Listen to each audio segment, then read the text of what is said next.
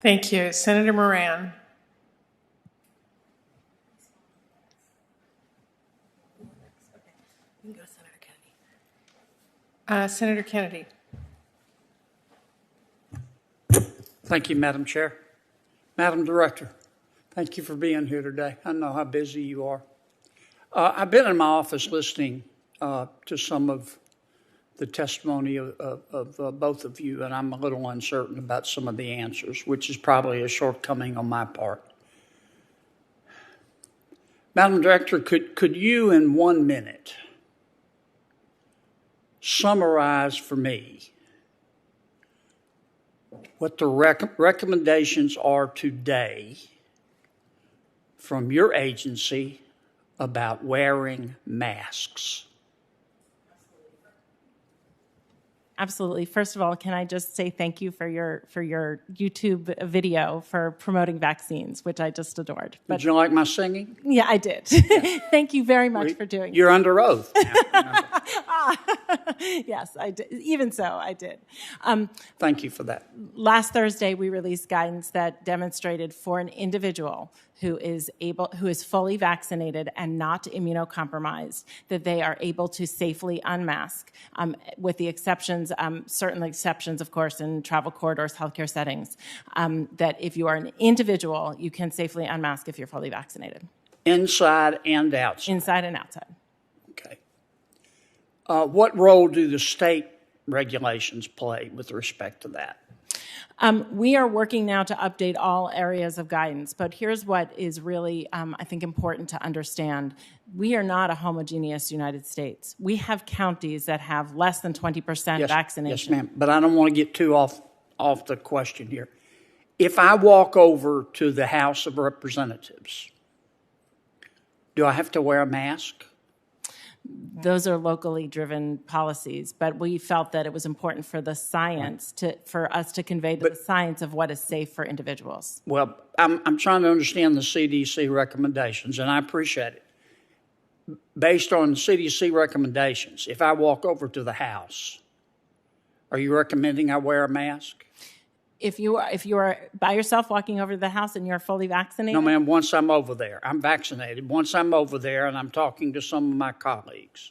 We have really encouraged that the policies of mask wearing be locally driven, and the reason for that is because every community, every county has different rates of disease and different rates of vaccination, and that's really what's different about the House? Do you know? I don't know the rate of vaccination around the Capitol nor the rate of disease around the Capitol off the top of my head. Okay. What about airplanes? What is the policy on airplanes? The policy on airplanes is to wear a mask. Okay. And why is it different on an airplane as opposed to a restaurant?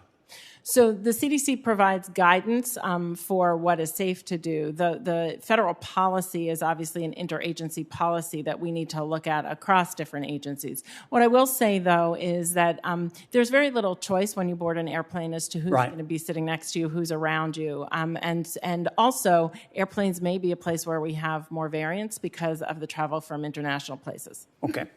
Last question. What, in your opinion, was the origin of the virus? This has been studied by the WHO. Ma'am, I'm asking your opinion.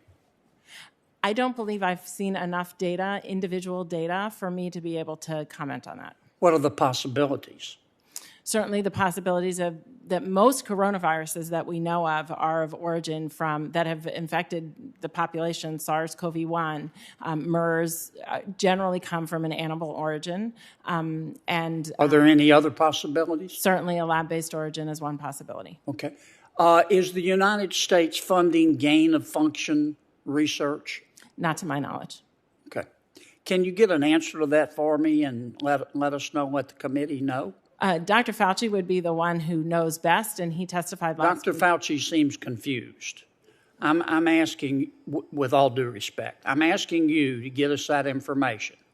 Where throughout the world, including but not limited to the United States of America, are we doing research on these viruses to make them contagious in order to study them. That's what I mean by gain of function. I understand.